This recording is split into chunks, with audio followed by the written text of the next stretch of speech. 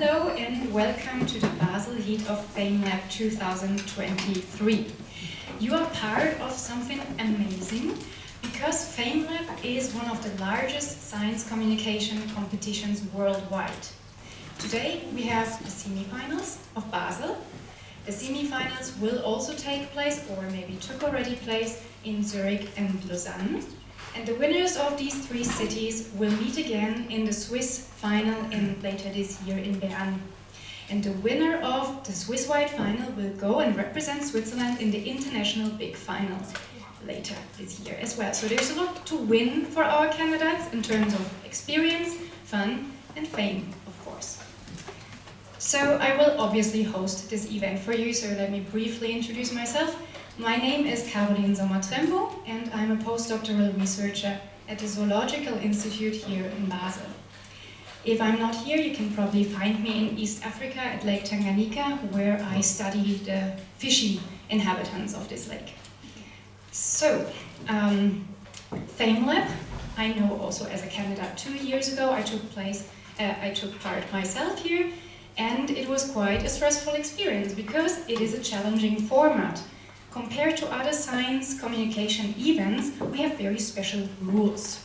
Rule number 1 is the candidates are not allowed to use any slides as visual support. So the whole focus and attention is purely on the candidate.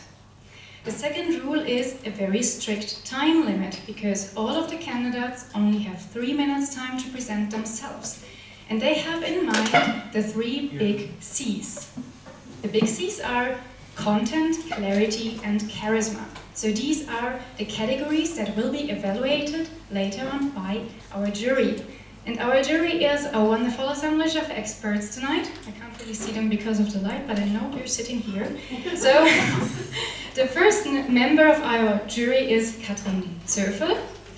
She studied biology at the same university as I did, which is funny because it's a very small one, nice coincidence. She works as a science reporter she worked for different TV and radio stations, at the moment for the SRF here in Switzerland. And her reports are very clear, very accessible, and she focuses on a wide range of topics. Among her 4 favorite topics are life sciences and medicine, if I'm not too wrong with that. So that is our first member. The second member of the jury is Walter Salzburger, who is a professor in the field of biology here at the University of Basel. Walter does not only enjoy an excellent international reputation as a scientist, but is also popular for his great talks, be it to the scientific community and conferences or to a broader public. In fact, on one of the conferences where I heard him giving a talk, the hot topic on the women's bathroom was Walter with his amazing slides, so it's not only my opinion officially. The third member of our jury is Sama Angelone. I hope I said that correctly. He studied also biology in Spain, but he decided not only to pursue a career as a regular biologist, I would say, but he made himself become an expert in cinematography. So he's an expert for filmmaking, and many of our students, or also students in Zurich and other cities, might know him for his established courses that he teaches as well, for example, filmmaking for science. So I hope I could convince you that all of our 3 members are very good in transferring scientific content to a broader audience, which is exactly the topic of today. So before we start, I would like to thank the organizers of the FameLab here in Basel for today. That would be the Radiate Center and the Science Slam Club in Basel. I would like to name also 3 people that are especially involved: Jonas Zahn, Andrea Wüst and Jana Tischer. She is also at the camera to make literally this event unforgettable. Yeah, applause please.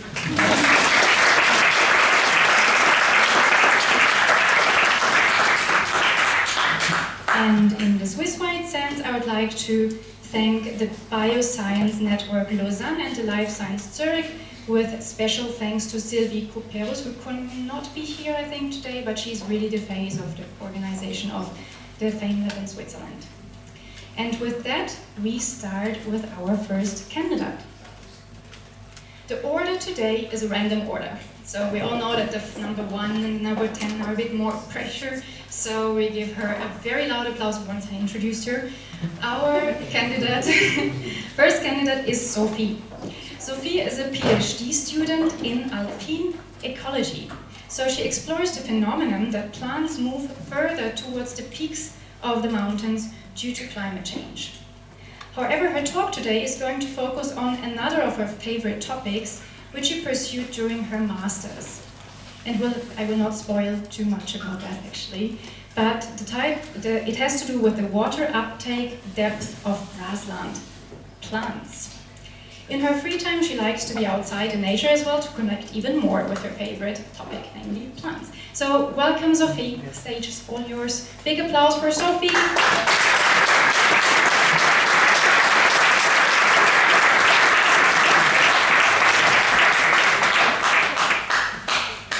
So today I brought you this beautiful little plant, which is not only my favorite plant, but today also my emotional support plant.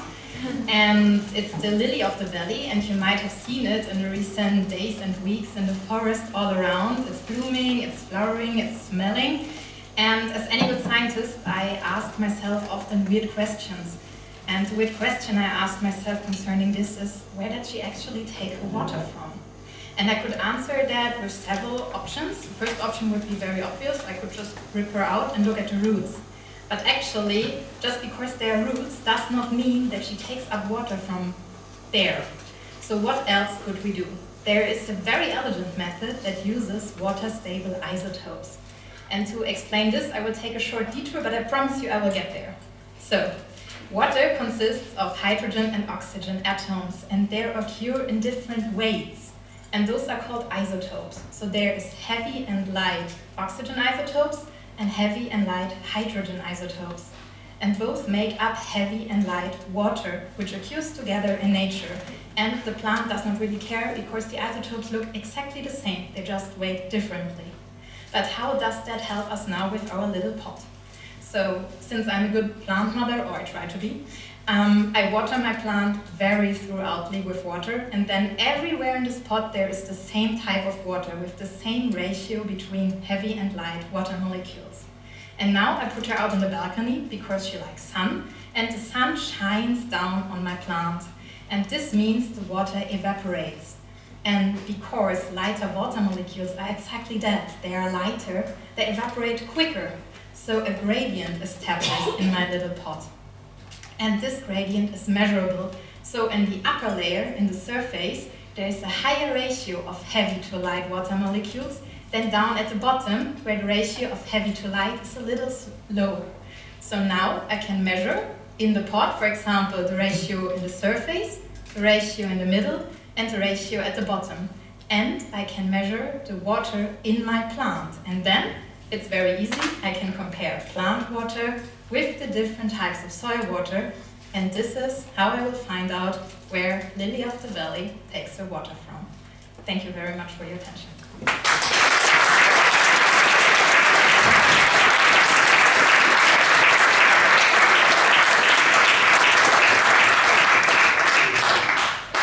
Many thanks, Sophie. You called your plant she. Is your daughter, does she have a name as well? She has no name yet, but maybe after this competition she deserves one. So I would like to give the word to the jury now. The jury is supposed to ask the candidate some questions. So please, jury, go for it. Okay, so thanks a lot for the explanation about plants, where they take the water from. I guess water alone is not enough for a plant. You mentioned sunlight, but there is also soil. So what's the role of that? Is soil more heavy on the top than on the bottom as well? Oh, that's a good question. I'm not a soil expert, but we hope, or at least that's the assumption for what we do, that the soil is everywhere, at least in this pot, exactly the same.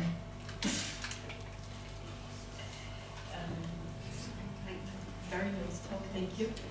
But I will need some more explanation, I guess. Maybe I missed it, but I didn't really get how you, I understand light water evaporates faster, but how you can find out from that fact where the plant took the water from it. That's for certainly the fault of my nervousness. So the ratio is special for each depth, and the plant has water in this certain ratio from where she took the water. So I can compare this sample from the plant with the sample from the different soil depths, and I think I get it. Okay, I guess.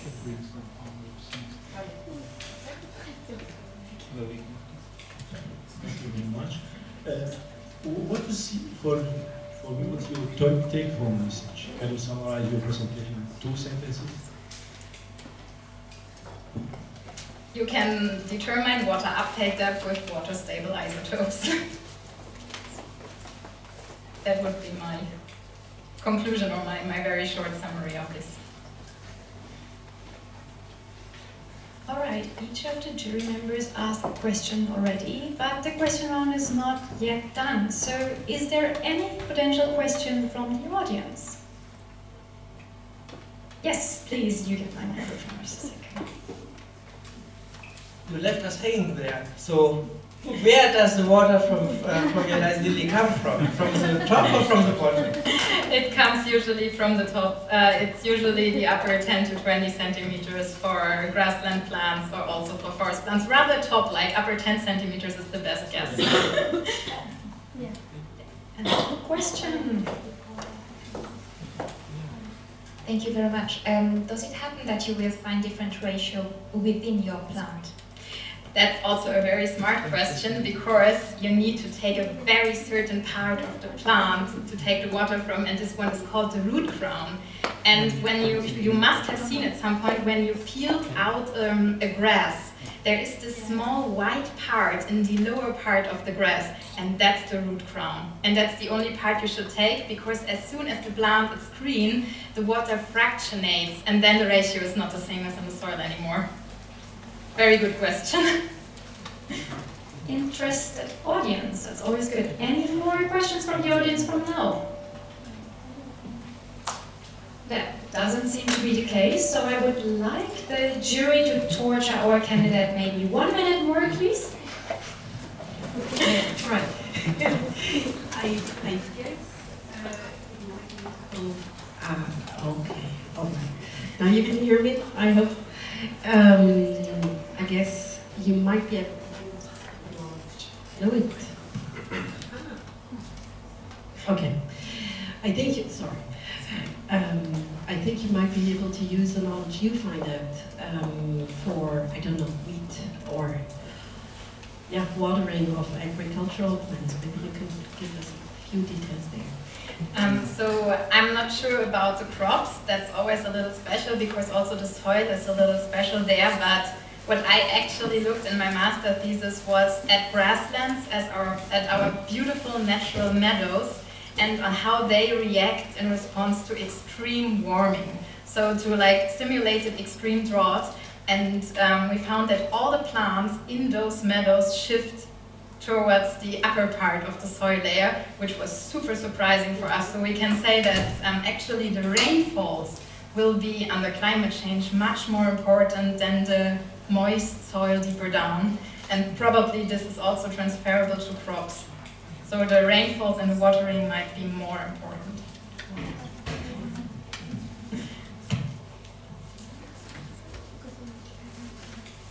Okay.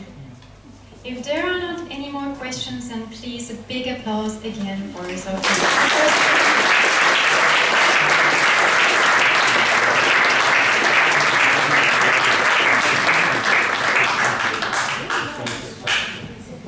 Our next candidate seems to be ready. Her name is Lisa, and she's a PhD student in chemistry, also here at the University of Basel. But instead of putting smoking solutions together in the laboratory, she is interested in biomedical applications of chemistry. During her PhD, she works on an exciting and important topic, namely on computer tomography, and how targeted nanoparticles can serve as contrast agents, thereby refining this technique. But today her topic will be a bit broader. The title of her topic will be saving your life with 50 Shades of Grey. Please, a big applause for Lisa.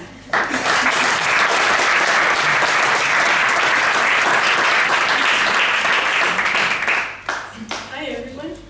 I recently turned 24 and apparently this is a perfect age for wisdom teeth eruption. Of course my teeth were directed in the wrong way and struggled to get out.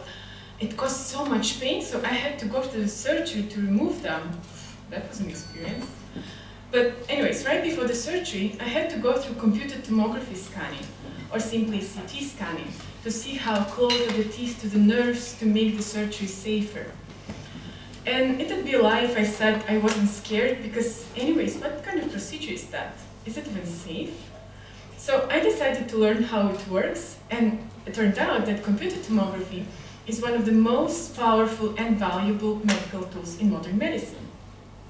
It is used for rapid and accurate diagnosis, not only for bone fractures, but also heart and brain diseases, and even in cancer. Now, when a patient undergoes a CT scanning, a series of images are taken from the different angles around the body, and a detailed 3D picture is combined with all the internal structures. To see inside, computed tomography uses X-ray photons, which is similar to the light that we see, but with extremely high energy. And this energy is so high that X-rays can easily pass through different objects, including human body. Now, our bodies are very complex in composition. We have blood, we have bones, we have soft tissues. And all of them act as a kind of a barrier for X-rays to pass through. Different tissues take up X-rays to a different degree. The simplest rule is that the denser the tissue, the stronger X-rays are getting absorbed. For example, the bones are very hard and dense, so almost all the X-rays got trapped in the bones. On the contrary, blood is mainly just water, so almost all the X-rays easily pass through the blood. Now, a special detector recognizes how much X-rays are left from each point of the body, and a special software assigns a color pixel in the black and white scale, depending on the intensity of X-rays coming out of this point. And in the end, we have nothing else but a picture in 50 Shades of Grey. The bones will appear as brighter gray spots, while blood and muscles will appear darker. Now, with any other medical technologies, there are certain risks associated with computed tomography, certainly, namely the radiation exposure. Yes, the X-rays are not the healthiest thing for your body. However, the benefits of computed tomography far outweigh the risks, and it remains truly life-saving technology. And this was really important for me to know, because I still have 2 wisdom teeth coming. Thank you for your attention.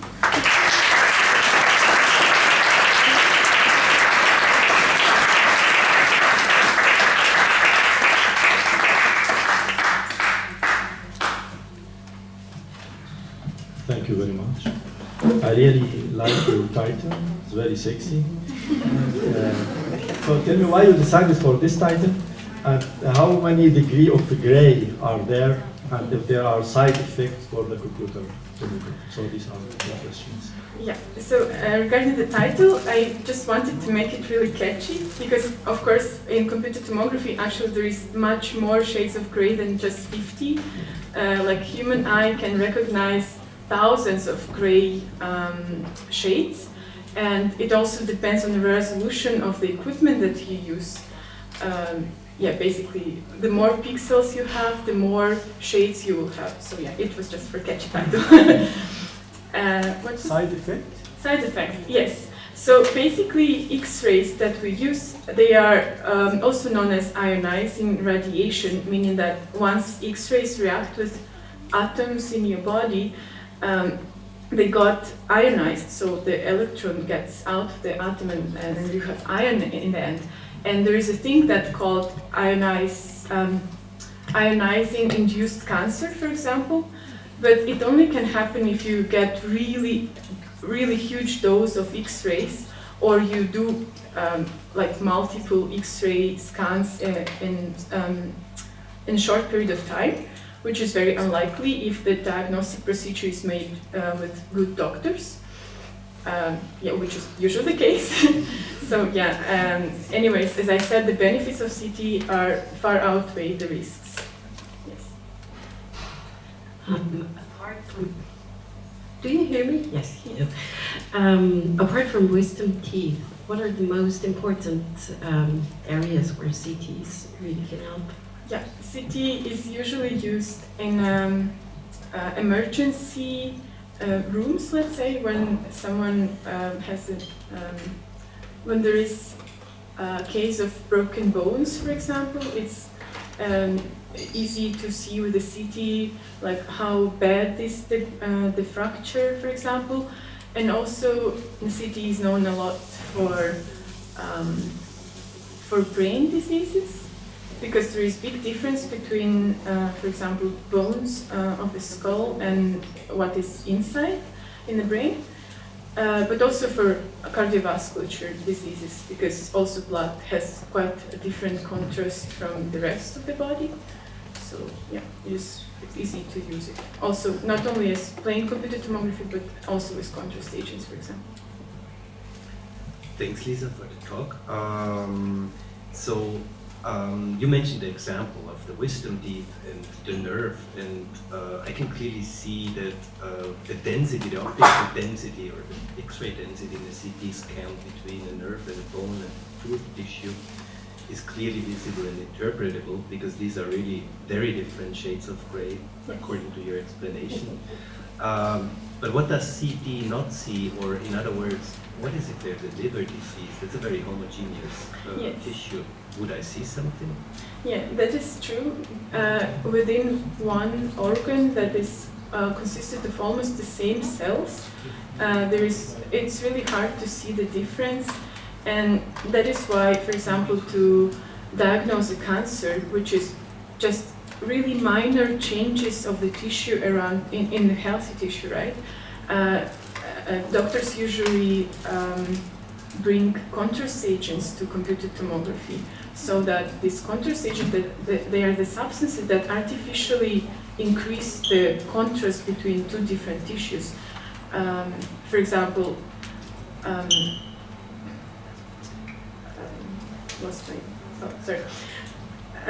so for example, they add some substances that will stain tumor tissue, but not the healthy tissue.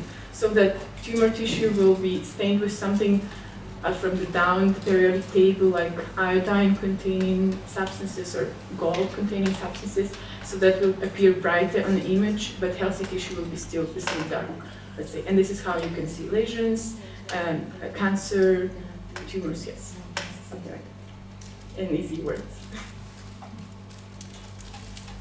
All right, is there any comment, any question from the audience? Please. Please raise your hand if that should be the case, so I can see you. Everything was very clear, Lisa. Maybe one last question from the jury before we go on, if you can make up one. Can you say something about the future of CT? Maybe like what's the next big thing in future tomography? Okay, that's a great question. I should think of it. Also, especially because this is my topic of my PhD, I should think of it as tomography.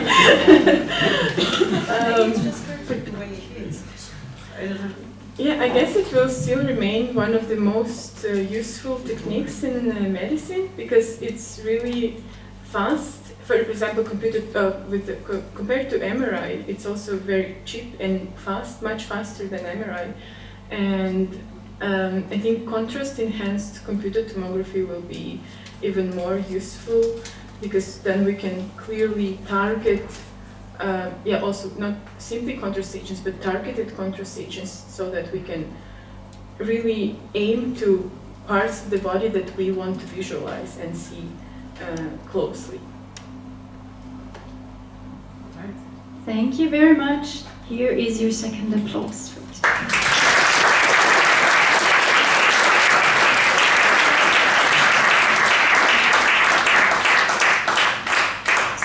Very happy to announce the third candidate of today, Tim, whom I know for a little bit longer because he's also a member of the Science Slam Club here in Basel.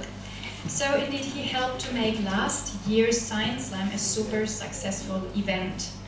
And today Tim changes perspective from behind the scenes to being on stage.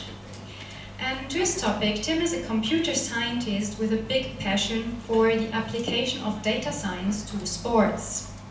And his dream is to work as a data analyst for sports teams and this way hopefully contribute to their successes in championships. So, the title of his talk today is Moneyball, How Math Changed Sports. If Tim is ready with the microphone, then please Tim, the stage is yours.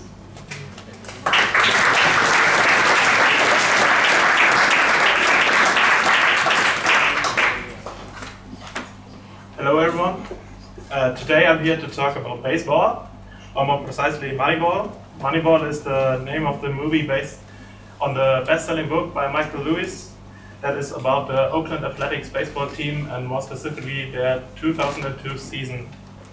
I watched that movie at least once a year, so I was quite bummed when that movie was gone on the German Netflix for some time, but it's back now, so I'm happy again. What makes that season of the Oakland A's so special? They did not win the championship in the end, but they were the first team to really apply statistical concepts of called Saber Matrix to challenge altruistic and deeply biased ways to evaluate and approach the game of baseball.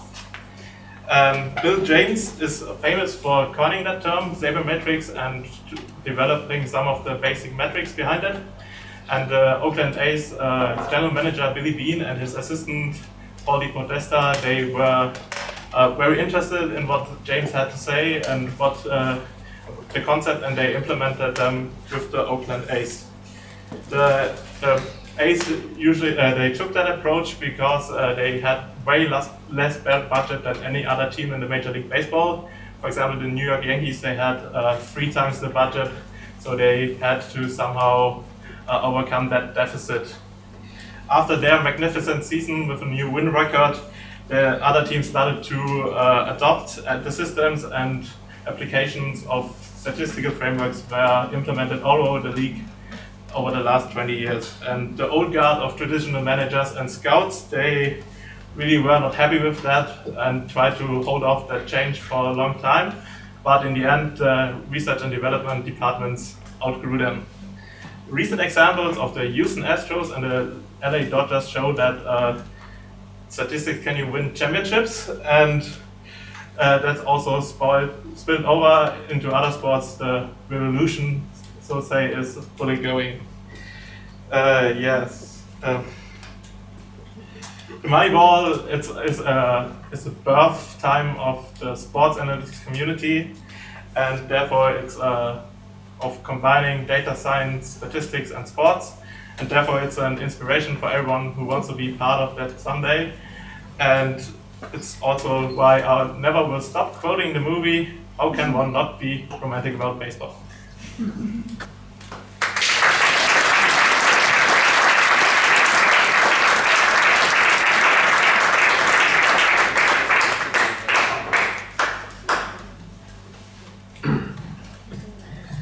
Thanks a lot, Tim, for the story about Moneyball and baseball. Now I don't know too much about baseball.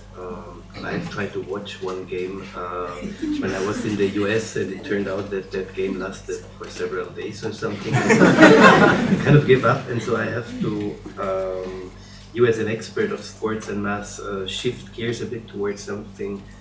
As scientists, we try to answer the big questions in a sense, and what I wonder is how, or if your mathematical approach to sports, not necessarily to money making in sports, but to sports in general, would be able to address the biggest question that we have: Messi or Ronaldo?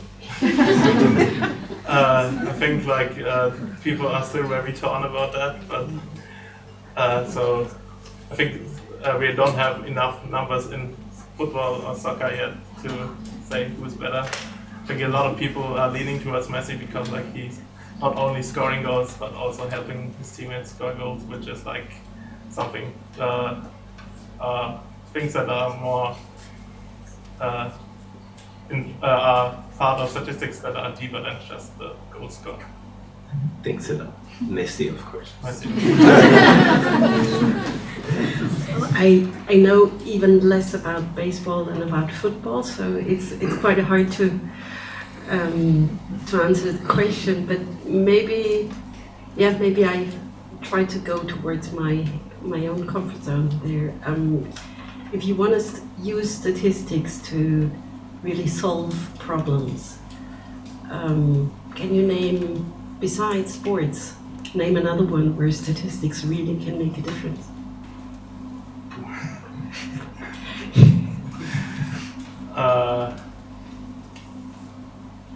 Yeah, for example, I'm taking this course right now in computational biology, and there's like a lot of part of it is in analyzing genes. So that's probably one part of it, and I think it's like even bigger than that. You can like apply it to everyday life, and I think like regression is always a big term, and then there's like all sorts of forms of regression in all of our life. Like we have a lot of lows and a lot of highs, but they are not always, the extremes are not always like the biggest part of it, or how we should judge everything. Thank you. Thank you very much. My question is, which data do you want to collect to do like correct analysis, and how accurate is your results? There's two big types of data in sports. There's one thing is event data. That's mostly tracked by people. That's like by hand mostly. Nowadays computers can also do it, but it's being tracked by hand, where you just write down everything that happens on the field and try to like mark it as accurately as possible. In hockey, for example, they do it all by hand still, and there's like this thing that in all the arenas all over America, there's like some kind of scorekeeper bias where a different arena has always the different results in a different statistic for every game they have there, and you notice this when teams travel around that the statistics are different. So there's still some bias there, and now today computer vision is used a lot to collect tracking data. That's quite accurate, but sometimes if it's dependent on the cameras that are in the field, so there's like some problems. If someone is not in the frame, you cannot track him. So, but that would be about 30 frames per second. So there's a lot of data for the replay on the field. All right, thanks to Jury for the questions, and thanks to you so far for the answers. Is there any question from the audience? Don't be shy. Yes, thank you. I don't know too much about baseball either.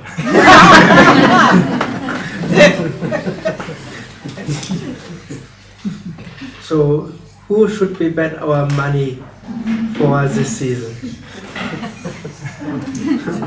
Where? And how much should we bet? Huh? How much can we win? And how much can we win? Yeah, how much can we win? In baseball? Or? I take anything, no? I always think the best choice is not to bet, and if you bet responsibly. I think the biggest target right now is probably the English Premier League. So I think Arsenal is still on top, Arsenal London, but I think Manchester City will take the championship at the end, so they have the best odds. So you're gonna bet? What was it? Manchester? Manchester City, yeah. Yeah, you trust the I will tell you in a scientist? few weeks, no? All right. So, thanks Tim for your nice talk about baseball. Thanks. Your applause.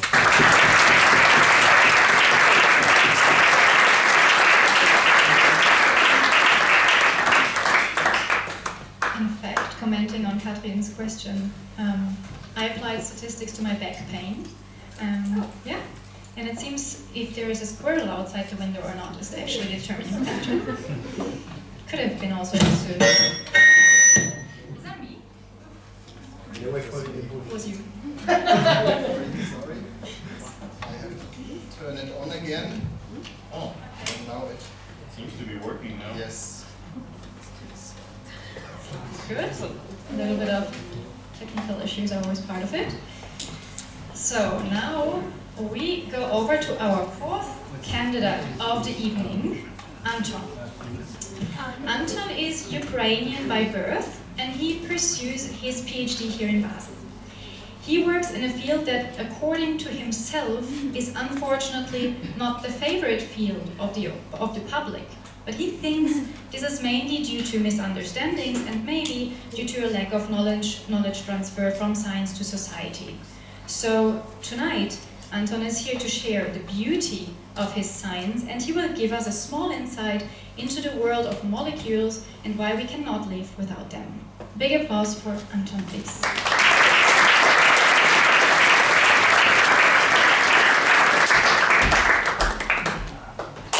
Greetings, my name is Anton, and I am the cook. Well, less of a food variety, definitely none of that morally dubious stuff. I'm an organic chemist. What I do is I play around with everything that is natural or green. Except that I do it in the flasks. For example, I have two vials here with me. One contains fairly obviously looking natural plant stalks, and another one contains some white powder derived from crude oil. But I assure you, they taste absolutely the same. Why? Because both contain vanillin, a compound that makes vanilla delicious. So, if we have vanilla plants, why would we ever need to convert crude oil into vanillin? Well, for most of the compounds that power our lives, we could get them from nature in bulk.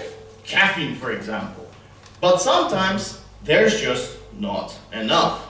Consider a premium anti-cancer drug Taxol. It is only found in a single endangered shrub in the United States.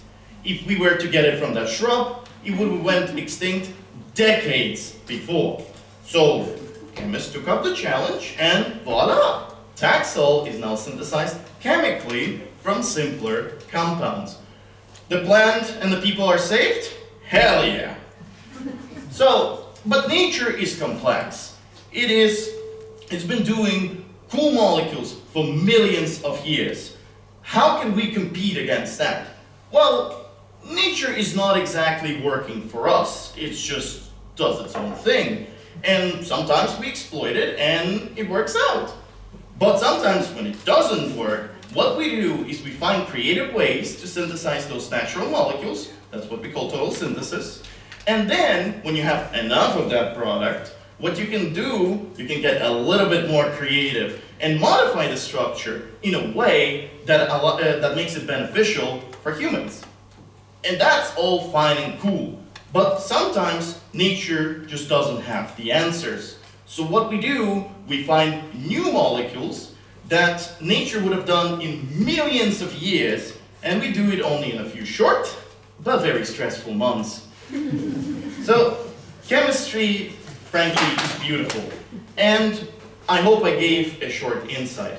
So, the next time you see a chemist, think less about a mad scientist type, and think more about a sophisticated chef who makes our lives all the better. Thank you very much.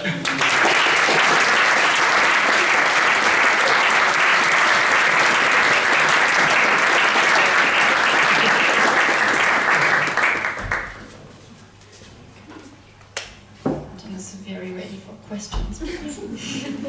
Thank you very much. These molecules, people can patent it, yeah? Mm-hmm. What about the social, economic effect of these things for the future? Well, of course, quite a lot of molecules, especially for very breakthrough drugs, are patented. But there's quite a bit of hope for this, because for all the breakthrough drugs that we have, there still is a huge body of molecules that everybody can make. They're called generics, and you can get them from pharmacy. For example, ibuprofen, paracetamol, aspirin, all of these, nobody can patent them. You can still do them, right? But at the same time, of course, there is a problem that some really cool remedies that are very unique still can get into these situations where the people who have these diseases cannot afford them.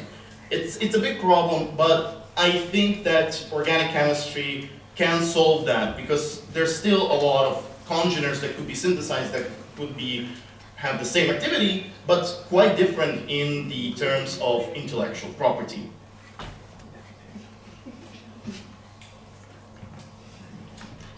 Thanks for your presentation, your lively presentation. You like organic chemistry really sound like you're in the kitchen and you can do almost anything. But why doesn't taste everything well then that we eat? And, why isn't there a drug against so many diseases if it's so simple to construct molecules and use them? Well, I mean, I haven't said it's simple. I said it's fast. So, no, but it's a bit of a multiple question, and I have to answer it multiple. Even like with my props over here today, this is pure vanillin. It will taste only like the main taste of vanilla. But these are vanilla stalks. They don't only have vanillin. They have something else too, like other compounds which add to the depth of the flavor. In a similar sense that one furane is responsible for the taste of grilled meat, but grilled meat has way more stuff in it than just one furane that makes it taste that way. So, and when you burn it, you produce a lot of compounds which are products of degradation of all the nice and tasty molecules. And our organism actually figured out that, you know, all the other molecules that are not nice are kind of like bitter and tasteless to us. So that's to answer your first part of the question. The second one is that it's not a problem of chemistry, it's a problem of biology. Everything is really complex. So, how to say, it is a bit of a thing that, how to say, that our biology is, like I said, nature is very complex. And sometimes there are solutions which are already in nature that we can use, but sometimes we have to like develop brand new solutions because nature was never intending to solve them, right? Like a lot of things are like that. So I guess that hopefully answers your question.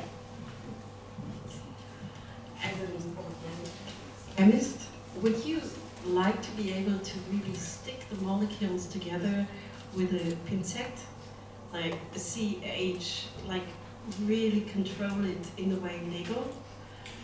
You'd be surprised, that's what I exactly do. Oh, right. But kind of.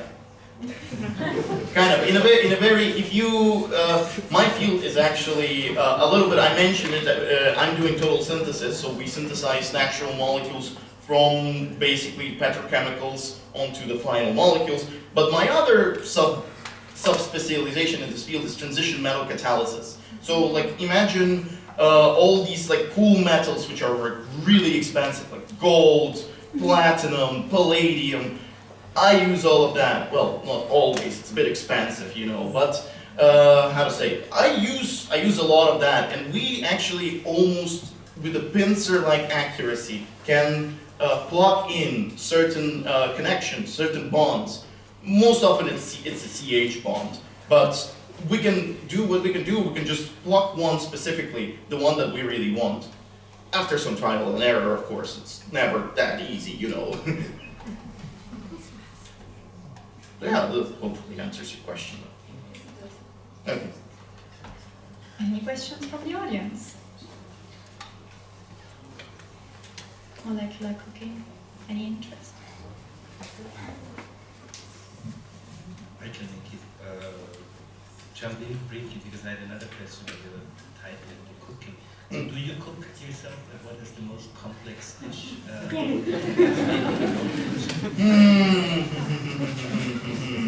Well, I mean, I do cook myself. It's a bit stressful right now. I'm at the end of my PhD. Like it's not a prime time for like fancy cooking. But you know, I like to cook. I do occasionally cook. I like to boil some pasta, put some pesto in it. No, it's good. It's good.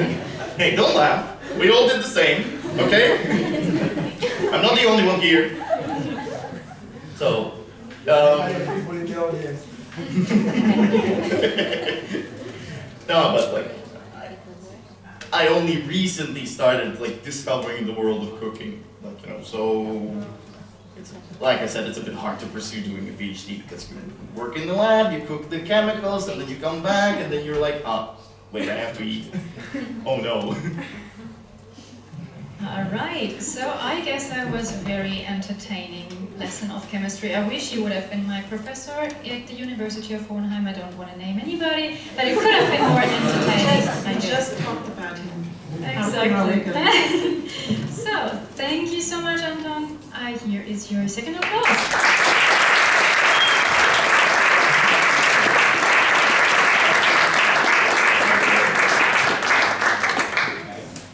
So now we're having our last candidate for the first part of the FameLab.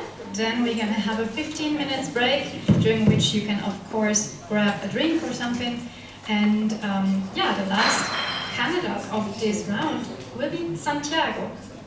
Santiago is from Colombia, and he's a biologist who studied in different countries. In fact, he's a real traveler to pursue his studies in the field of plant sciences. He studied root development in Austria and switched to the Netherlands to work with beneficial root bacteria, and is currently doing his PhD here in Basel and also in India. It's a shared PhD, so I understand that so far.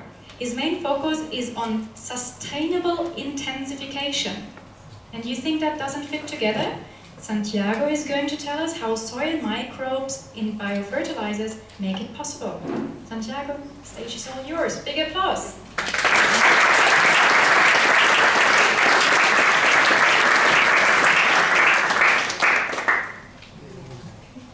Jesus Christ! A dream in a bottle. Ladies and gentlemen, please remain calm, for I am a scientist. And today I'm here to talk to you about the wonders of plants, specifically the root systems and the microbes that help them thrive.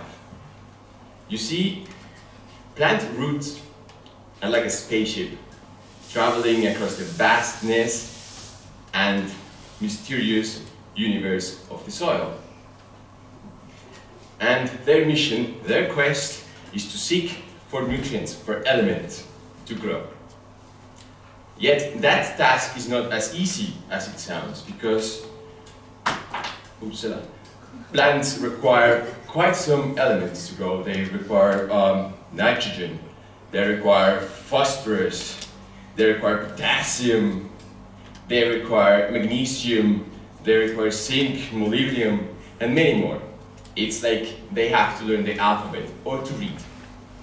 Yet it doesn't stop there. You see, when it comes to about taking up nutrients, it's not just about the presence or the absence of them. Sometimes these elements are just in the wrong form, or they are bound to other elements, or they're just too far away from the spaceships, making them for them unreachable. That's quite a heavy task. Ladies and gentlemen, please remain seated. It's under control. That's where the microbial community, aka mission control, comes in. The tiny microbes in the soil can break down compounds and make them accessible for the plant roots. Moreover, other microbes can elegantly transfer these elements to the roots, and even more, so they can protect them against pathogens and environmental stressors. But this is not a one-way street. Microbes receive carbon and other sources of energy from the plant in exchange for those services. So you see, it's not a one-way thing, but a symbiosis, where they both work together to conquer this vast and mysterious environment. So the next time that you eat a delicious avocado, don't forget to thank the microbes that made that possible, because else how we would all be just lost in space. Thank you.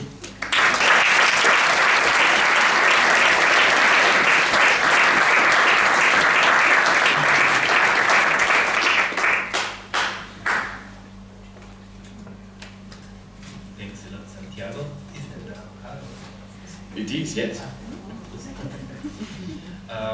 My question is, you spoke about the alpha that the plants have to learn, and in a sense that the mission control by microbes come in and they help them doing that. But where is the limiting factor? Is the, I mean, we heard about that before. We drink, but what is the limiting factor to plant growing there? Or is there something that one limiting factor is phosphorus or microbes, or is it a combination that optimizes the plant growth? I think the limiting factor is probably the light, the sun. That this planet is something called the solar constant, which is the amount of light that this planet receives, and that stays the same. And I think in a broader sense, that's the limiting factor for plants. Of course, there are special circumstances when there's one nutrient that's missing, and then they cannot do photosynthesis because, for instance, if nitrogen is missing, they cannot acquire light. But I think in a broader sense, it's light, but it's not the most limiting.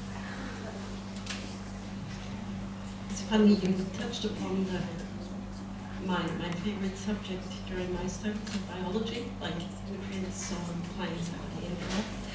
And I'm kind of jealous because you came up with this really nice picture talking about space and soil. So how did you come up with this analogy?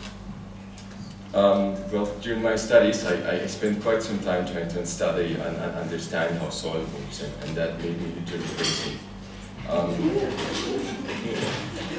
Because so the soil is an extremely complex environment, and you can see that because just think about the number of microbes that inhabit it. You have that ranges from millions to billions per single gram of soil, and what is most interesting is that you have a plant, and the plant here in the shoots, it's eating air to fix light and turn it into matter.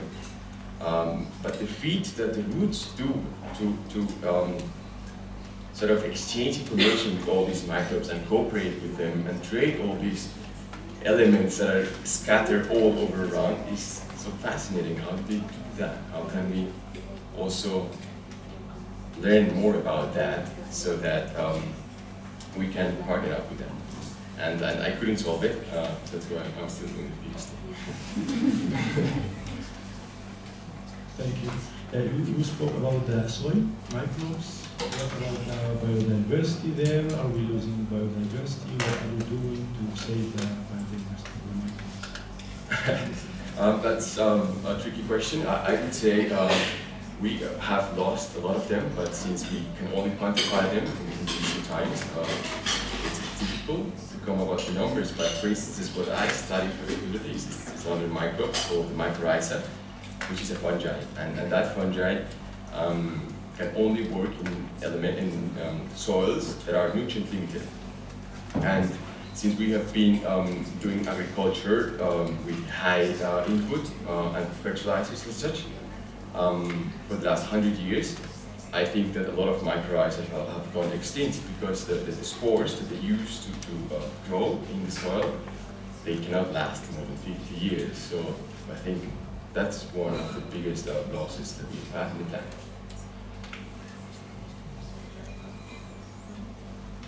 All right, so there is a question. What would you like to ask him? Yes, building on the last question, I was wondering what is killing these microbes that we have. So what are we supposed to care about when we do agriculture, for example, to be sure that we have a good amount of healthy microbes in the soil? How I understand it is that we are using the resources of the planet, not thinking about the future generations much.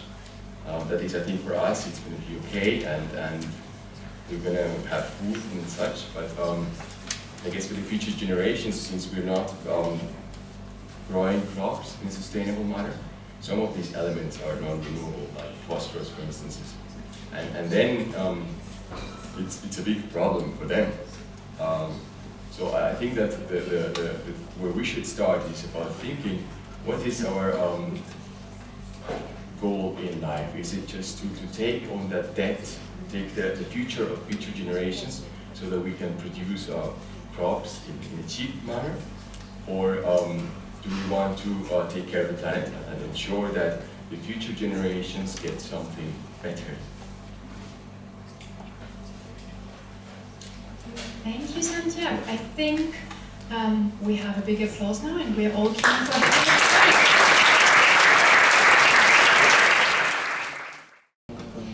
Tano is our next candidate, and she shares one thing with me, and by the way also with Walter from the jury, namely she has a strong bond to one of the beautiful countries in Eastern Africa. She does her PhD at the History Department in Basel, and Tano is not a complete beginner because she could already shine as a poetry slammer. But today is her first time as a science slammer. Let's listen carefully to Tano's talk with the title, "It has been 29 years since the genocide in Rwanda." Big applause for Tano.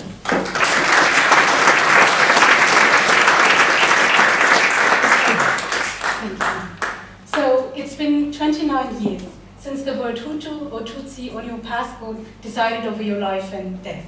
It's been 29 years since massacres of civilians were televised all over the world. And it's been 29 years since the international community turned a blind eye to genocide in Rwanda. Why do you think no one intervened into the genocide? A genocide where in 100 days, more than 800,000 people were killed, which is a faster murder rate actually than the Holocaust. So why do you think no one intervened, despite of promising that this would never ever happen again? Because Rwanda was so far away? Or because Rwanda was just a small East African country that no one cared about? Or because Rwanda did not have any oil or gas or gold or diamonds for countries to be invested in? Actually, many scholars have argued exactly that Rwanda was just not important enough for states to be invested in or to care. But when I started studying the global dimension of the 1994 genocide against Tutsi in Rwanda, I came across some disturbing evidence. So the weapons for the genocide partly came from France, and the money for ammunition sort of from the World Bank, and some of the infrastructure was actually built by Switzerland, and the crime scene was first occupied and then abandoned by UN soldiers. So I asked myself, how was this possible? That despite of all these connections and cooperations and development projects, a genocide on this scale could take place in 1994 in front of the eyes of the international community. And then soon I started to realize that maybe I was actually asking the wrong question. I shouldn't have asked why, despite of all these connections, a genocide on this scale was possible, because maybe it was because of all the cooperations and the development aid that the genocide on this scale was possible. And maybe 29 years after the crime, now it's time to come to terms with the past and with the global dimension of the crime. And maybe now it's time to learn, no? But maybe studying history is really one of the most frustrating things to do, because sometimes we realize we don't learn. And spoiler alert, I'm a historian and I'm frustrated all the time. Thank you.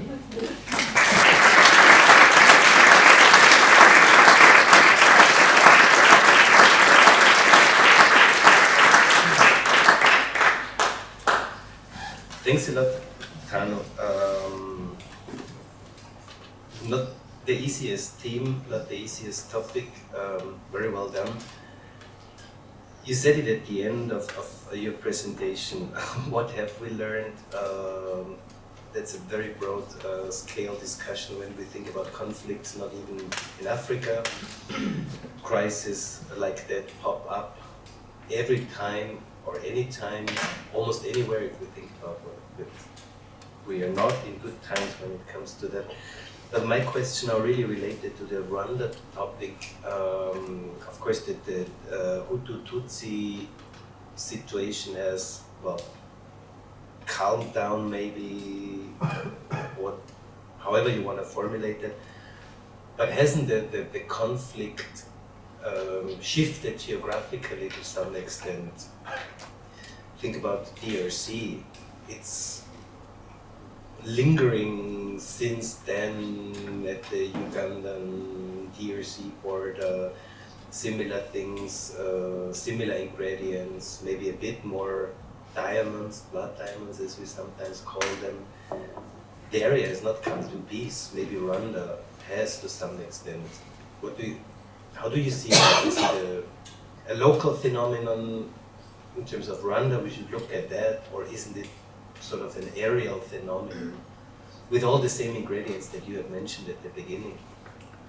That's a very, very good question. Also due to the very concerning developments actually in eastern Congo today, where anti-Tutsi sentiments have been spreading a lot, and also massacres of civilians. And the UN soldiers who are there to protect the people still staying passive and holding watch. So I think one of the biggest legacies of the genocide was actually that the perpetrators were able to escape with their weapons. And one of the reasons was France, right? So they created a humanitarian safe zone, so to speak, to protect the population. But what they did was they also let the perpetrators to flee to Zaire, today's Congo. And we can really see that some of these FRM members and militia members are really there and spreading their ideology, and also that the violence is continuing on another scale, and it's also a very, very complex issue as well, but you can really see the legacy of the genocide sort of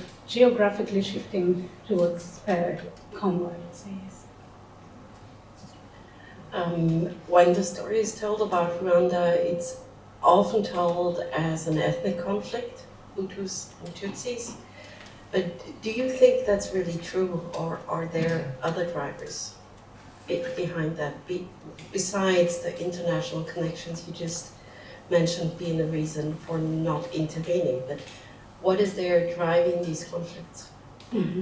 So the genocide could take place because it was such a complex conflict that could not only be reduced to the so-called ethnic conflict. And even I'm not so sure if we should talk about ethnicity as well. So there is a lot of historiographical discussions about where the terms come from. So in the local language of Kinyarwanda, for those of you who don't know, Hutu means peasant and Tutsi means cattle herder. So they were sort of signifiers of profession and resulting lifestyles. And then obsessed by race theories, the German colonial power and later the Belgian colonial power sort of established these categories as belonging to different races, and then treated the Tutsi better than the Hutu because they thought they were from a better race. And so the conflict goes, way further back than just these two categories. And also when it came to the genocide, which happened during the Civil War, that also played a major role. And it was also about Hutu extremists who were in the government and trying to keep their positions and their privileges. So it was also,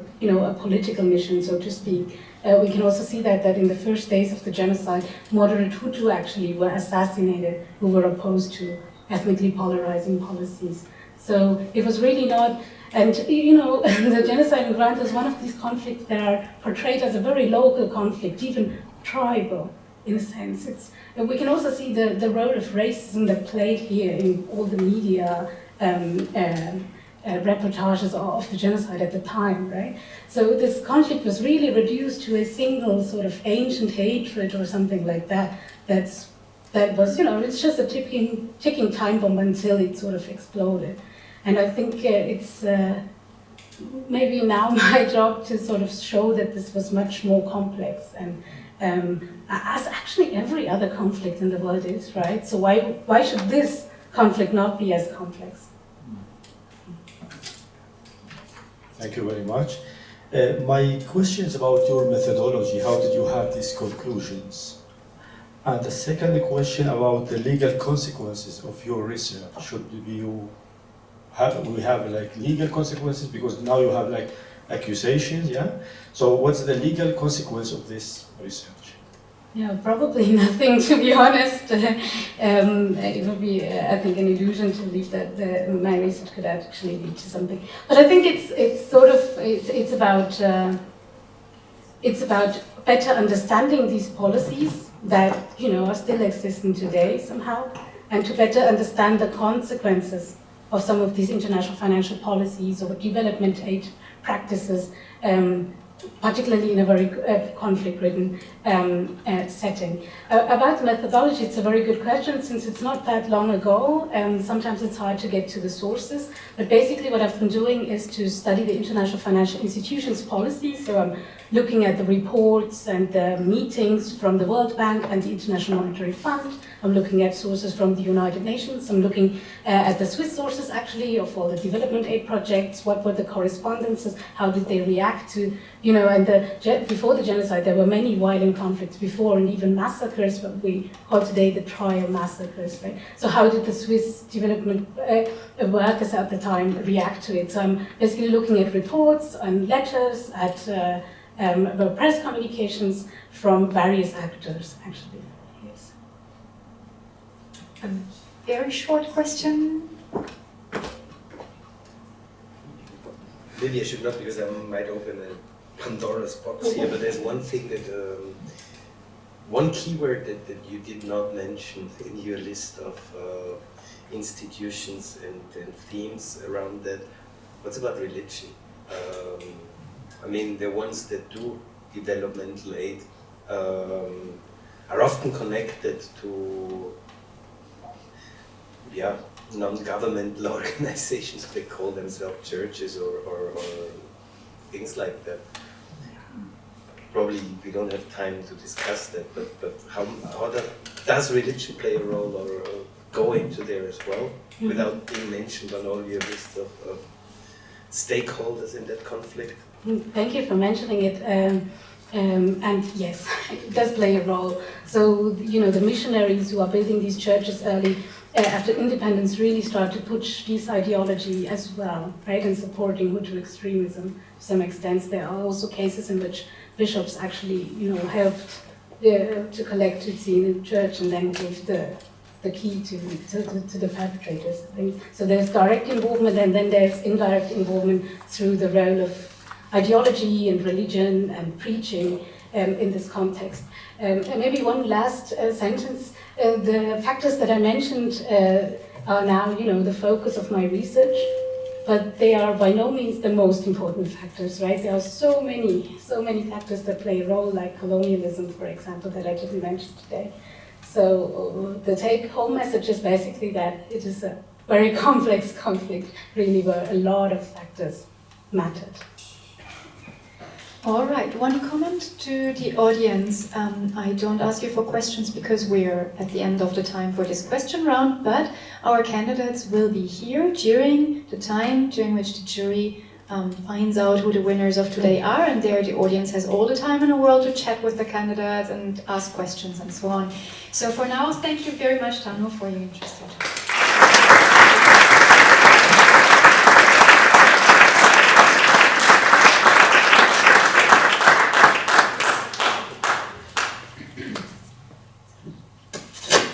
Switch off the micro from with the cable from.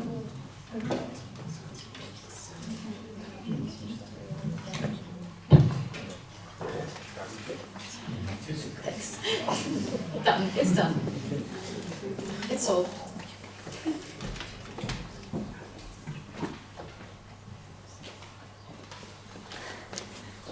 Thank you. So, the next candidate is Eline.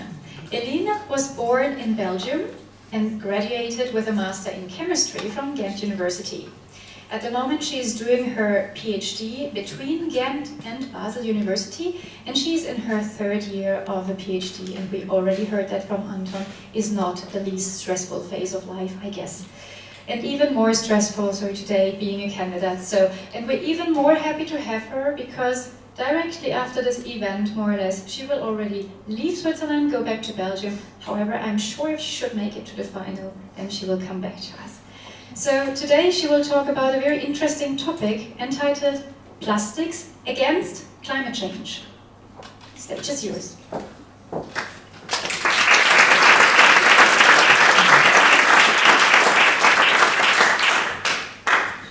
I want you to visualize an airplane. Think of the wings, the cockpit, the jets. Now, how much of an airplane do you think consists of plastic and how much is metal? Do you have a percentage in your head? Actually, approximately 80% of a modern airplane structure is plastic, while only 20% is metal. Now, why did all of you just now assume that an airplane is mostly made out of metal? This is because we still think of plastics as weak, single-use materials. I am here to tell you today that plastics can also be strong. They can be durable, and they can even be good for the environment. Now, the type of plastic that I'm talking about is called a composite, more specifically a fiber-reinforced polymer. Now, what does this mean? Composites are materials which consist of a polymer matrix, a plastic, in which micrometer-sized fibers are embedded. This gives you a material which is very light due to the polymer matrix and very strong due to the carbon fibers. The unique combination of these two makes for a material that now often replaces metals in many applications. To give you some perspective, I have here a cube. If this were to be completely made out of steel, it would weigh 100 kilograms. If it was made out of composites, it would only weigh 30 kilograms and be 7 times stronger. Now, what makes composites also interesting is their damage behavior. Again, if my cube was steel and I were to use it and we get a crack inside, it would break in two not too long after. If it was a composite and you would use it, it would get a crack actually faster than metals, but it takes a lot longer after the initial crack before the final material breaks down. This makes composites more durable. Now, because of this, composites have been replacing metals in many applications where we want materials that are light yet strong.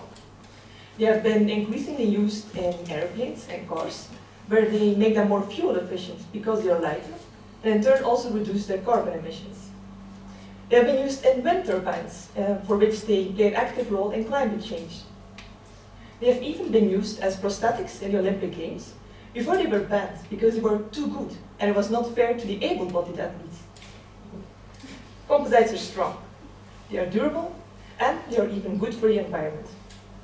And this is why I'd rather have an airplane made out of plastic than one made out of metal. Thank you very much.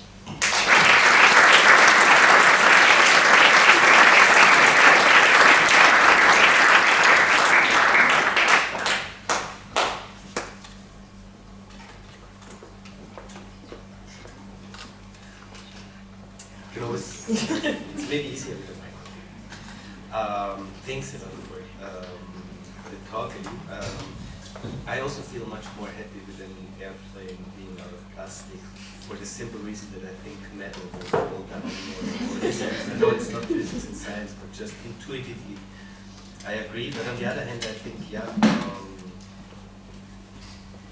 what's about getting rid of these things? I'm not into material sciences at all, but if I have a metal or like a card and I can put in an high temperature, or the car parts high temperature, I melt it again and can produce another car out of that. So it's for me an intuitive recycling theme. How is it with your composite plastics? Do we ever get rid of them, or will in millions of years they find all these parts in a sedimentation of planet Earth? Yeah, you actually found one of the sore spots of composites, and that is that they are, up till now, not completely recyclable. This is one of the main reasons that people are still using metals for some applications, but there is a lot of research going into this, especially the polymer matrix, the carbon fibers, or any type of fiber that we use, it's mainly carbon fibers. Those we can recycle, but the polymer not yet. But there is such a thing as recyclable polymers, and they have now been doing more and more research to combine these two so you can make a composite that is also recyclable, at least up to a couple of times. So far it is still a little bit of an issue, but we are getting there. I'm grateful that we have some recyclable composites in the near future. Thank you for your talk, also for me. You made it very clear why composites are a good idea, or why they will work, or why they work. But what are the problems that you are working on at the moment? Because you put your time and effort into making them better, I guess. So what are the problems you're working on? Well, my research mainly focused on understanding their damage mechanisms. Because the fact that they are so difficult, so different, makes them difficult, and also makes people a bit wary of using them. Because what we don't understand, we don't like to use in an airplane, for instance. A very important factor in this is this thing called the safety factor, which is if I were to make a bridge and maximum 100 people would fit on this, and I would use a safety factor of 1.5, it means I make it strong enough for 150 people. For materials like steel, where we know very well how it behaves, safety factor is like 1.2. For composites, it varies between 5 to 7, which means we need to use a lot of material to make something, which means it's heavier and more expensive. It also kind of contradicts the whole point of using composites in the first place. So a lot of research is now being done in understanding these damage mechanisms, understanding in an airplane, if a bird flies into your wing, what happens? Is my composite still okay or not? And this is where my research comes in. We use CT, actually, which Lisa explained very nicely before, to look at these damage mechanisms. You can look inside the composite, see how your crack, for instance, evolves. But specifically for carbon fiber composites, there the contrast is very bad. So I make contrast agents that we mix in with these materials to get contrast, so you can do CT scans and make models out of this to then better understand how damage evolves in composites. I hope that kind of answered it. Thank you very much. What about the economy, the prices? Can we use them in our daily life? Or? You can, they are rather expensive. It's for this reason also that all of the applications I mentioned are rather high-end applications. But there are, for instance, carbon fiber bikes. A normal person using them to bike to work would maybe not invest in this, but professional cyclist people, they have these carbon fiber bikes. So it's all a matter of how much you're willing to pay for it. It is not cheap, but if you really want the advantage of having something light and strong, then it is certainly affordable. All right, is there any question from the audience? Did it make you feel more or less anxious about flying? Any question for now? Yes.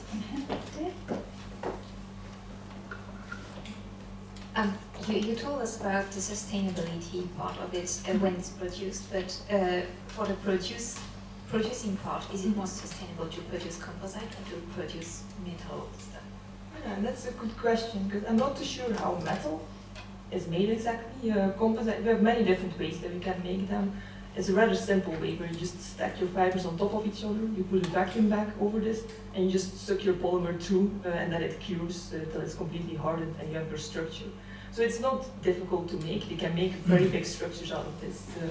Windmills, for instance, any windmill you see on Earth, the windmill blades are completely made up out of composites, so those are super long, of course. So I don't think they're necessarily worse, but I cannot promise you that they're also better to make than metals. Thank you. Okay, thank you very much for this interesting talk. Your applause.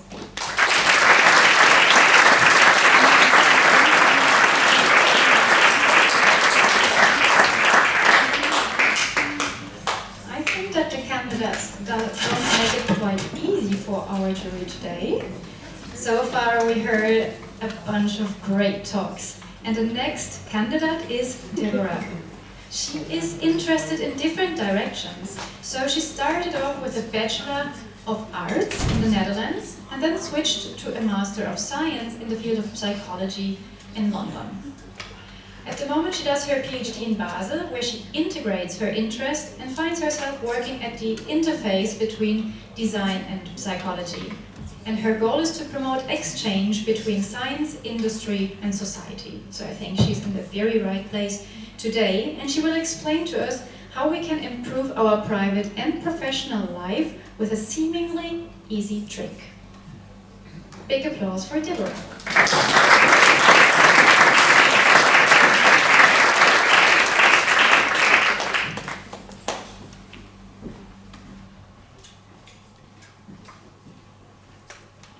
According to science, you're less like me if I don't look at you.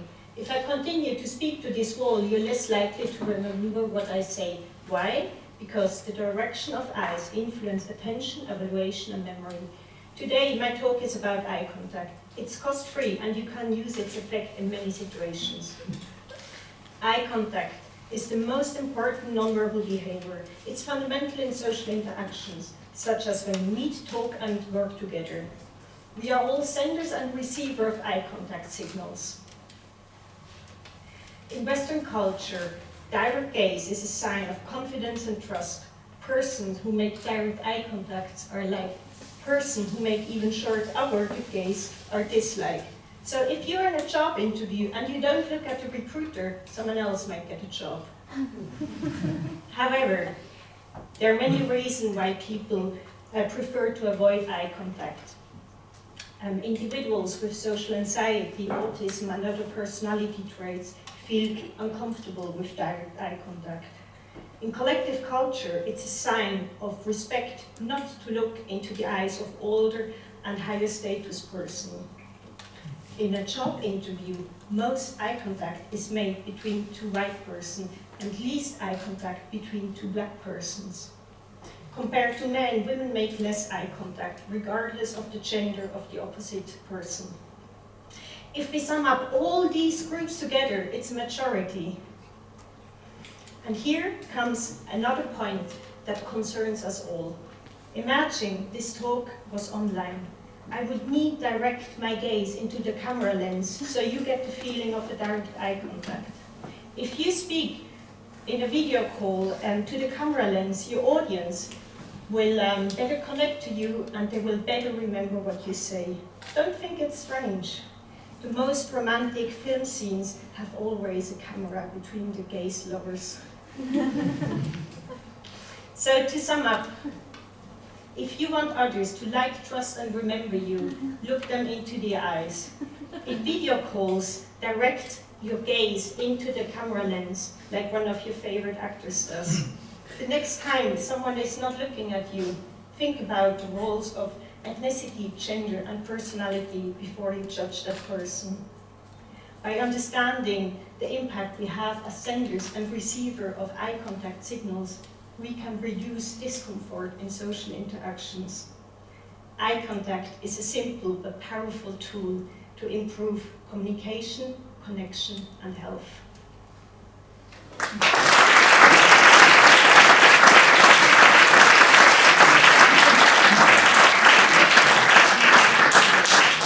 Thanks a lot, Deborah. I don't know if I could look at you when I ask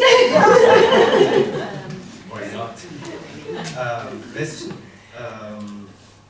Well, you promote eye contact, you say how sort of beneficial it is, not only for job interviews, but social interactions and so on. So then I wonder what happened in evolution, because there's some animals that you should better not look in their eyes. And there's butterflies, for example, that have eye spots on their wings, because when they open them, the bird that wants to eat them is afraid of them. So apparently there's a lot of use or that are not use of eye contact. What happens in the animals that use these eyes differently? I'm not so familiar with animals. Like in the psychology papers, they always refer to, oh, in animals, the eye contact rather elicits fear or interest. And I cannot more say about that. I'm really curious, but for that I have to talk with an audience like you to have like more the background from the biology. But in terms of persons, I get the impression that so many of us feel uncomfortable with direct eye contact. And I think it's fascinating that still there is like this cultural or social stigma, perhaps it's a trend that we all have to promote direct eye contact, and it has so much effects. And maybe if I can ask in the audience, how many of you would say that you really feel comfortable with direct eye contact? I see some hands, but yeah. Thanks. Thank you very much. You watched the movie Triangle of Sadness? No, I will write it down. Triangle of Sadness. Is it true that like expensive brands, they make the advertising that they don't look at the client, and cheap company or brands, they make it that they look at the client? I think there's definitely like several tricks in diverse industry that you can guide attention. There's also the thing that you can improve like empathy, where you have like a shot over the shoulder of a person, because it's more like a vulnerable part and close to the head. And I think like knowing about the impact of eye contact is important for so many industry. Like it's not only in online healthcare where studies have shown that it can improve the trust between a doctor and a patient to make better decisions, but also like when you work in remote, or in distance education, it's also really important. And like there was a talk at the university, and the professors also told me their students complained that during the pandemic, the students got confused where's the attention of the person who makes the talk. And yeah, I think there is a huge importance to know more about that. If I might back up there, we have a model in the audience. And to your question, it's true. And there's a simple solution to this, because on the expensive brand, the focus should be on the product. Okay, thanks for the talk. I have two questions. One is the knowledge you just presented. Can it be used by artists to make their paintings more attractive, for instance? And the second one is, when I watched your talk, I noticed you make a lot of, I guess, conscious use of your hands and your movements. So if you compare the power of eye contact to the power of where you stand when you say a certain thing, what is more powerful?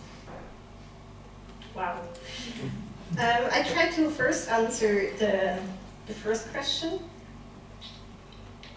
So far, like, I'm in my first year. I don't know where this goes, but right now I'm doing a systematic review. There will be a correlational study. My research interest is about comfort and discomfort, and there are changes in the pupil size that correlate to comfort. So that is the correlational study, and then the third part will be a validation study where I try to develop design approaches to support individuals to decrease their discomfort with eye contact. And I think when this is done, then I can think about how other artists may benefit from that. And so when I come now to the second question, for me it's really not natural to speak a text that I have written down, and to memorize it better, I learn it with hand movements. It's like my body remembers better. And also, like, I thought the topic is about eye contact, so I thought I just have to use my eyes in different ways that this comes together. Maybe that's more like a conceptual approach to it. Okay, thank you. I think we're just exactly in time with the questions. So if you should have any questions to Deborah, you can ask them when the jury is deciding. Thank you so much, Deborah.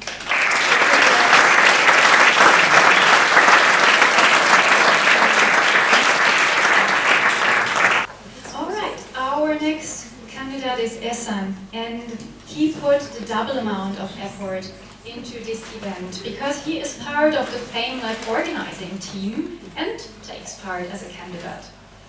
Ehsan is doing his PhD in cognitive neuroscience, where he works on the combination of memory, formation, and emotions.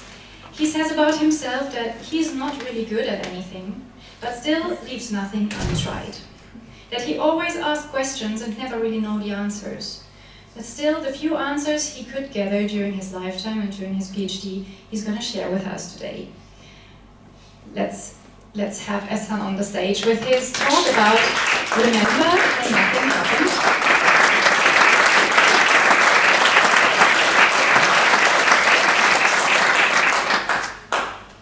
I can read your mind. I know you don't believe me, but let's give it a try. I want you to remember a specific memory from a few years ago. Now, raise your right hand if it's a good memory, and your left hand if it's a bad one. Next question is, what happened exactly 1 week after that specific event you just remembered? Ready for mind reading? It's blank.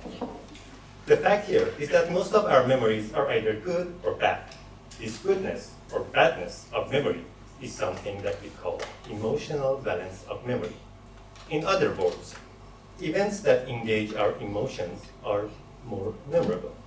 But why is it like that? One word: survival. Let's go back in time. When our ancestors were going out looking for food, they didn't remember most of the passages they passed by. But as soon as they stepped into a cave and a wild animal attacked them, they would be terrified, they would run for their lives, and they would remember to not come back. So, our brain makes this association between what happened in this cave and the emotion, which was being terrified, and remember it in order to survive. But it's obvious, we need to know where danger is in order to avoid it. The question here is that why can't we remember everything? Why did our ancestors forget all of those passages they passed by? Well, memories are not for free. For each new memory that we have, new brain structures are made. It means that our memories are costing us both energy and material. Can't we afford it? We may. But let's imagine that you have a huge storage space and a lot of money. Does it make sense to buy tons of meat if you are a vegetarian? Probably not. So the same is for the brain. Our brain will not keep information that does not have any potential use for them. It works efficiently, and by working efficiently, it's again increasing its chances of survival. Well, but how does our brain do that? Well, deep in our brain, we have a region called amygdala, which translates to element in Greek, and it's the size of an element. This region is usually chill, but if something emotional happens, it goes by and starts sending messages to different regions of the brain, including its neighbor, hippocampus, which is a memory factory. And it's like that, hey hippocampus, it's important, keep it in mind. Okay, I will. No, seriously, dude, it's important for our survival. Keep it in mind. Okay, I will. And after a while, the memory is full. So all in all, it does not mean that we have no memories without emotional events, but we have a preference for emotional ones. So next time, if you want to remember something like my talk, do your best and make it emotional.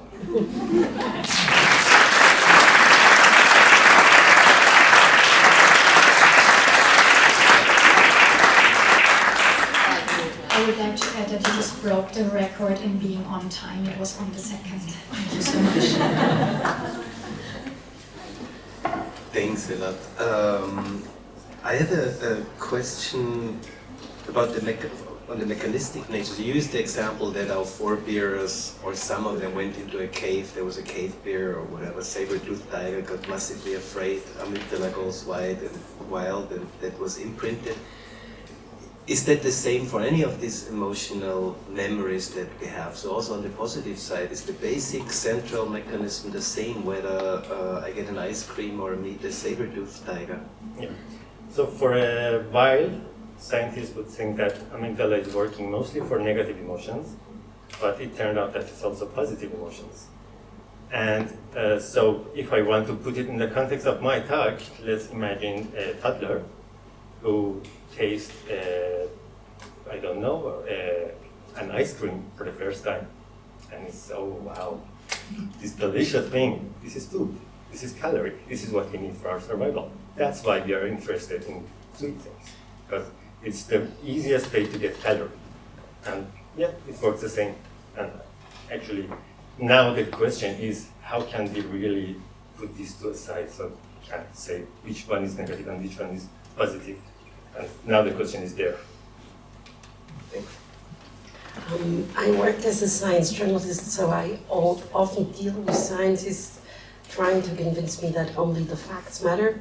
And when I try to convince them, please tell me a story or give me an emotion, sometimes I have a hard time, but I know I need to get it. So what's your advice for me? How do I convince a really fact-focused scientist to give me some emotion? Well, I want to say make it emotional, but maybe it wouldn't work in a professional scene. So maybe what's gonna help actually is that so emotions are part of our memories. So we can also use this. So if you want a fact to be emotional, we can relate it to the memories that we have. And then it again goes on by engaging more emotions.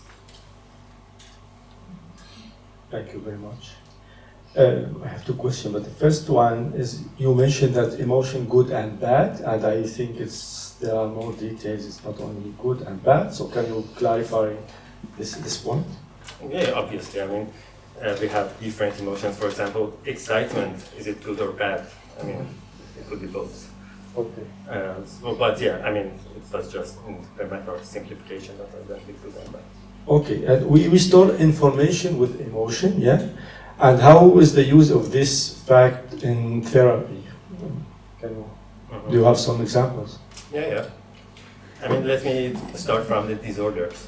So we have many memory-related disorders, which has a very big emotional part, like PTSD, for example. So in post-traumatic stress disorder, people have a problem forgetting some memories with really negative emotions for them. So one way to, it's just an example, but one way to treat PTSD patients is trying to help them remember those memories, but this time you will feed them with positive emotions at the same time of what happened there and what else could have happened there and so on. So you are using these positive memories here, positive emotions here, to kind of make the negative emotions there a bit more light. And I mean, it takes time, but still. Can I ask one more? You're talking about memory, and sometimes we want to forget things. It might even be good stuff, but we miss the person, and we don't want to remember the good times because it makes us miss them more.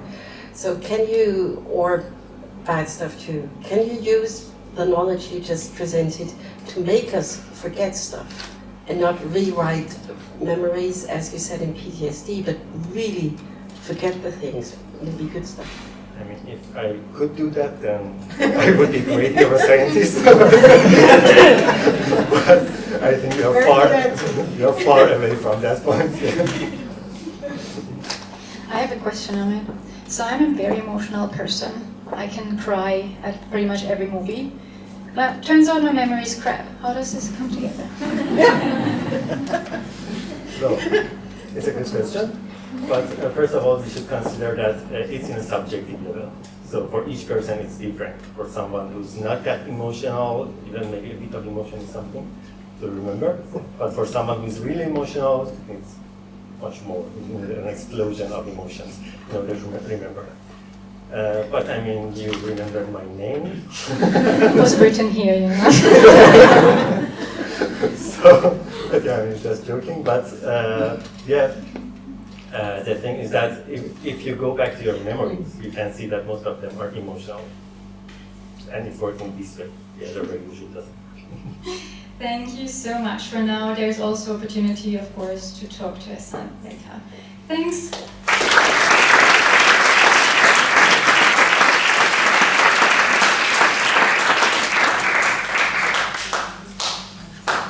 We come to our last candidate of the evening.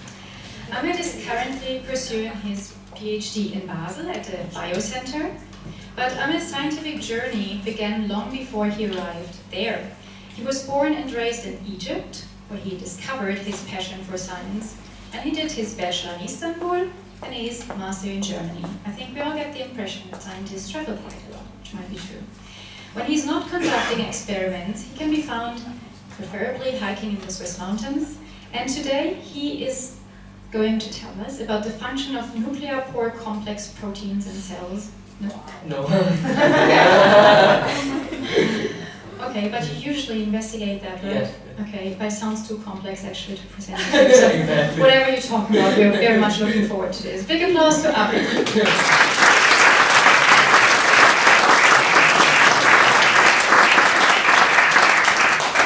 Hi everyone. So, as I've been introduced, I like a lot to travel into big cities and see how dynamic and vibes is it. How many of you here are into visiting city and walking in the streets? Can you please raise your hand for me? Can I see? Oh, I see a lot of people. Well, unfortunately for you guys, I'm not here today to talk about cities. I'm here today to talk about cells and how dynamic and fascinating its skeleton. So let's take a moment and imagine that each cell in our body is a tiny petite city. And each city has its own different functions and features. But for a city to function properly, there must be a way for goods and people to move from one point in a city to another. This is where the city's infrastructure such as metro lines, bridges, and streets comes in. By the way, cells also has its own infrastructure. And scientists like to give them a bit of fancy names or weird names. There is a huge debate, but they call them microtubules, intermediate filaments, and microfilaments. So let's talk about the metro lines of our cells. Let's talk about microtubules. Microtubules, they are the largest fibers in our cells, helping to transport important molecules such as proteins to where they need to go. For example, viruses are really sneaky. They are really smart. For them to be able to hijack and take control of our cities, they send their genetic materials from outside of the city to the center, to the city hall that's responsible for taking important decisions. Exactly like the nucleus in our cells. Second comes the intermediate filament, the bridges of our cells. They are important to keep everything intact and give the shape its integrity and shapes. And at the end, when you walk in the street of each city, you should remember the microfilament, which is a huge kind of network made of tiny, tiny, tiny filaments made up of a protein called actin. And this network is important for the cell to provide a framework that enables the cell to maintain its shape and also move things around. For example, if a cell would like to move to a specific direction, all of these actin filaments rearrange themselves to create protrusions. And these protrusions allow the cell to crawl forward.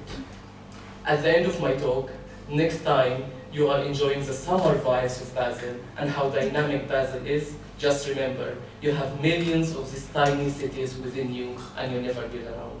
Thanks a lot.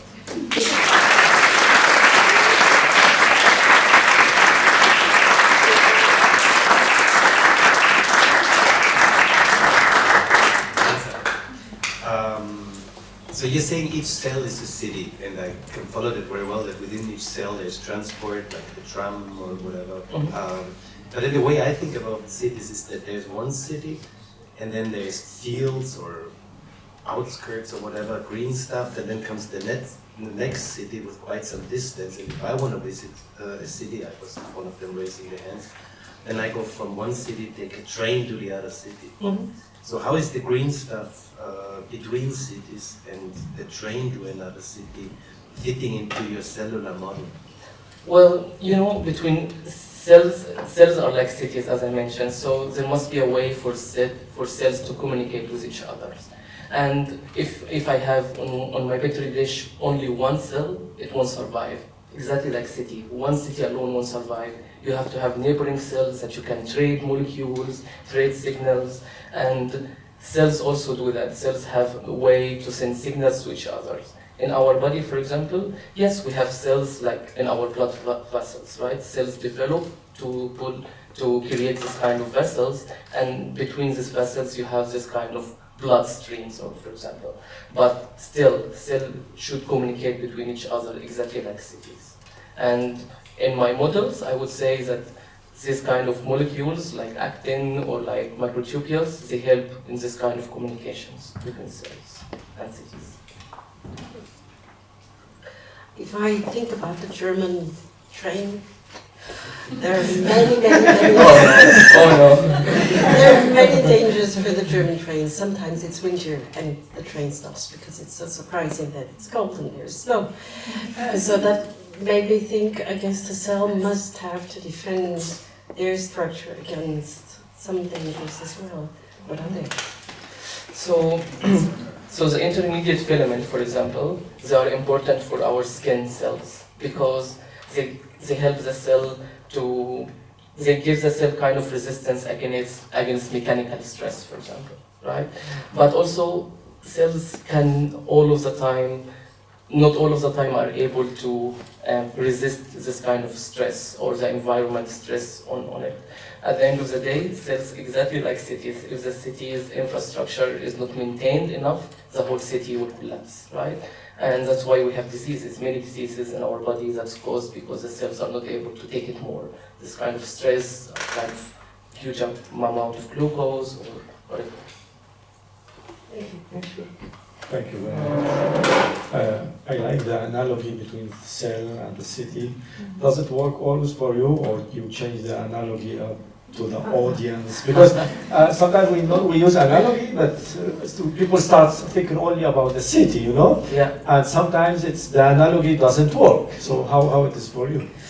Well, I think it takes a bit of time and practice and changing analogies all of the time. And so thanks to my friends, I have to force them and give them a beat. I was like, you have to listen to my talk, and then give me ideas, and I have to bribe them at the end of the day. But I think with analogy, it depends exactly which message I would like to give to the audience. What is my main point? And my main point today is to talk about how the cell maintains its infrastructure and how they can transport molecules. And I think the idea of cities was a good analogy, at least. Thank you. Is there any question from the audience? What if I don't let you stand up if you don't ask a question? Is there any? Okay, so when I think about cities, like comparing Basel and London, there is one feature is size. Is there also such a comparable size difference between the different cells in our body? Yeah, sure. Like you can find huge cities, like huge cells, for example. Now I get confused.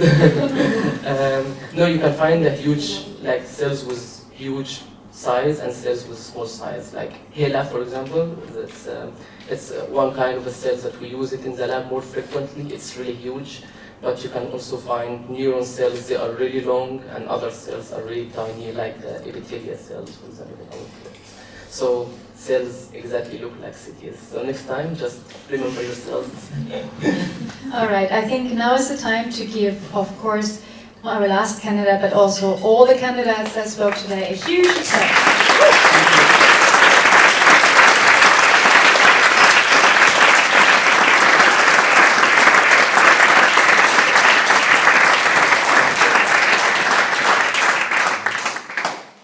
We have 2 men and 2 women on the stage of winners, so I don't want to make it too long. The winners are Anton.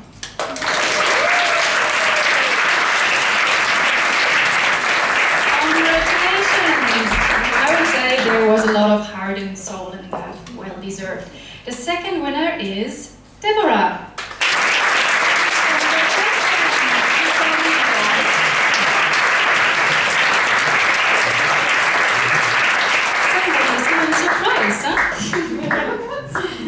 Our third winner is Santiago. Congratulations!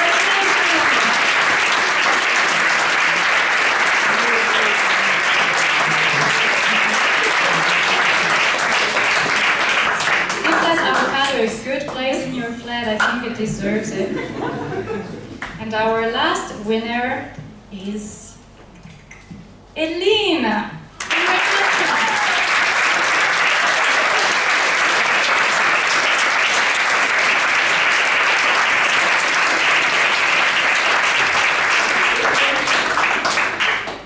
As the jury said it already, this year was a really tough decision.